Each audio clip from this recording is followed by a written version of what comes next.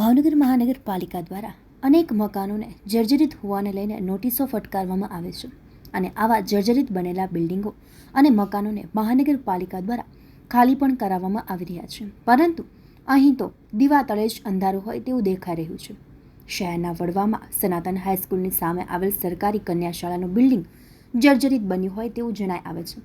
લગભગ 40 વર્ષ જૂનું આ બિલ્ડિંગ જર્જરિત બનતા તેની પરથી પ્લાસ્ટરના પોપડા પડવાનું શરૂ થયું છે।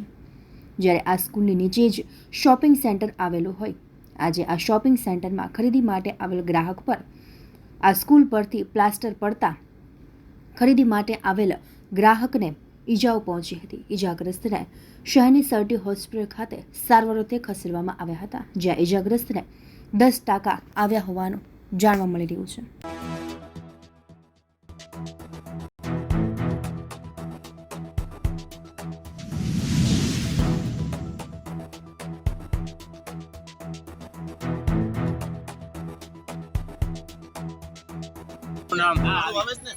તમારું નામ? મારું નામ યોગેશભાઈ ગોહેલ છે।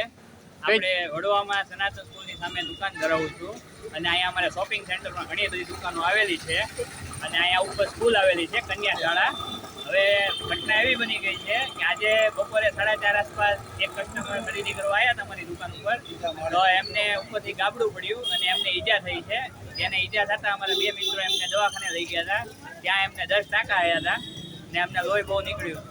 હવે આપણે સ્કૂલવાળાને રજૂઆત કરી હતી પહેલાં, કન્યા શાળાવાળાને, તો એમને ઉપર છતું રિનોવેશન કરાવીને હજી બધું ગટર ઉપર ઊભું રાખ્યું છે અને થોડુંક હજી રિનોવેશનની જરૂર છે। ઉપર આપ જોઈ શકો છો ઘણા બધા ગાબડા છે, તો થોડુંક રિપેરિંગ કરાવીને ધ્યાન આપે, કારણ કે અહીંયા અવારનવાર બધા કસ્ટમરો વડવામાં અમારે મોતી બજાર પ્રચલિત છે, એટલે ઘણા બધા લોકોની આવન જાવન રહેતી હોય છે। કેટલી જૂની સ્કૂલ છે? આ સ્કૂલ 40 વર્ષ જૂની હશે।